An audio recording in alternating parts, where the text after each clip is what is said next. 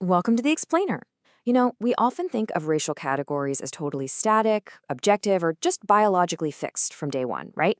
But history actually tells us a completely different story.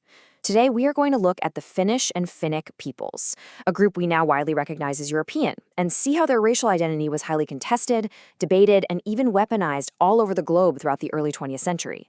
It's an incredible story full of immigration, massive labor strikes, some pretty wild pseudoscience, and geopolitics that reveals just how constructed the whole concept of race truly is. So let's dive into part one. Were Finns considered white? To really wrap our heads around this, we have to look at the massive legal and social hurdles these immigrants faced arriving in a new world. I mean, just asking, were Finnish immigrants considered white sounds totally bizarre today, doesn't it? When we picture a group famous for blonde hair and blue eyes, the answer seems obvious. But historically, the legal and social answer was highly contested. Under U.S. naturalization laws from the late 19th and early 20th centuries, citizenship was generally restricted strictly to white persons and persons of African descent. Since Finnish immigrants obviously couldn't claim African descent, their entire path to citizenship, and really any shot at a stable life in America, depended completely on proving that they were legally white.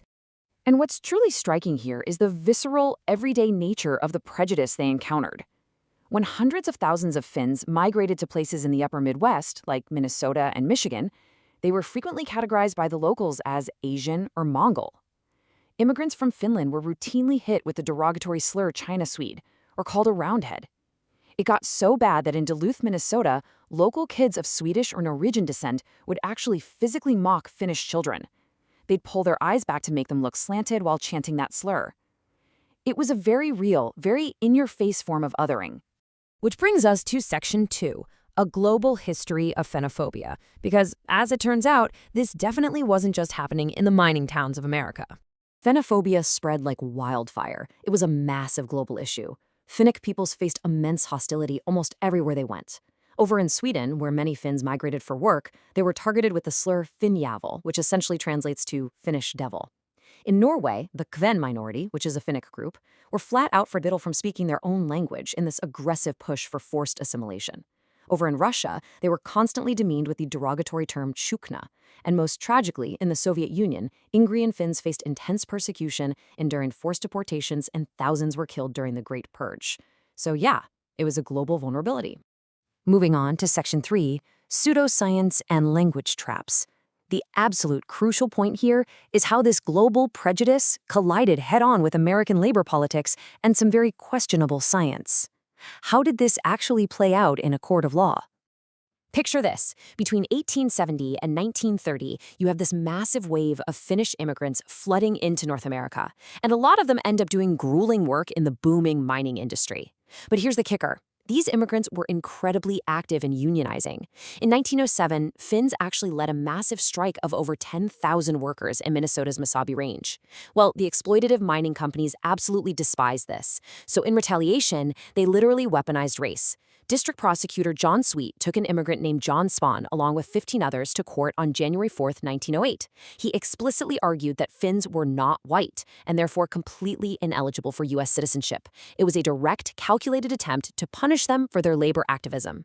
And this is where we see the incredibly sneaky scientific trap the prosecutors used.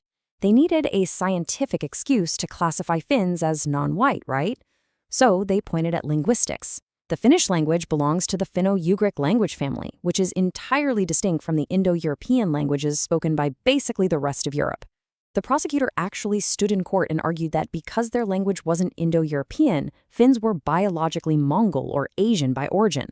He literally linked their socialistic labor ideologies to collectivist East Asian philosophies, trying to prove they were just inherently incompatible with American society. Wild, right?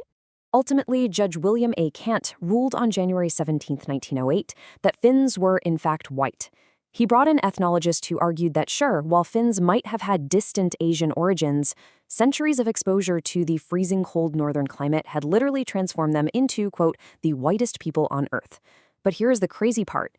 Even though a judge legally verified their whiteness, that fierce social resentment stuck around for decades. As late as 1928, when a Finnish cooperative bought land for a park in Minnesota, locals actually posted signs reading, "No Indians or Finns allowed."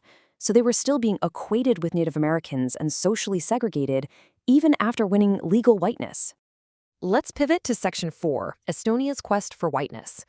We're going to transition over to Eastern Europe to see how other Finnic peoples were reacting to this exact same intense racial pressure during that era. Estonians were absolutely desperate to avoid that Mongoloid label being slapped onto their Finnish cousins, so Estonian intellectuals took matters into their own hands. During the 1930s in interwar Estonia, groups like the Estonian Nationalist Club, which was packed with academics, jurists, and social elites, aggressively campaigned to prove their own whiteness. They were terrified that being viewed as some inferior non-European race would completely undermine their legitimacy as a brand-new independent nation-state. You had Estonian academics like race scientist Juhan Aul getting completely obsessed with these racial hierarchies directly inspired by the Swedish Institute of Racial Biology. They rigidly categorized the Nordic type as pure while placing the dark type at the bottom as inferior. Aul and his colleagues were out there actively measuring the skulls, heights, and eye colors of Estonians. They did all this just to forcefully, mathematically argue that Estonians were not of Asian descent, but actually belonged at the very top of this hierarchy as a subtype of the Nordic race. They essentially used eugenics and anthropometry to try and write themselves into the dominant club. Which leads us perfectly into Section 5, the shifting racial goalposts. Because finally, we need to observe how these supposedly rigid, ironclad biological labels were ultimately nothing more than political tools. The evidence of this shifting reality is just staggering. Originally, the Nazi regime's racial experts looked at Finns and considered them a distinct, lesser race compared to the rest of Scandinavia. But fast forward into World War II, and Nazi Germany suddenly desperately needs Finland's military alliance on the Eastern Front. So what happens to all that strict, rigid biological science? Well, in November 1942, Adolf Hitler issues this decree, and poof, he magically reclassifies the Finns as a Nordic people overnight. With literally just the stroke of a pen, a massive political necessity overwrote years of supposedly objective racial science. Which brings us right back to the core of this explainer and leaves us with a pretty profound question. If an entire group's racial identity can be debated in an American courtroom just to break up a labor strike, or rewritten overnight by a dictator just to secure a military alliance, was it ever really about biology to begin with?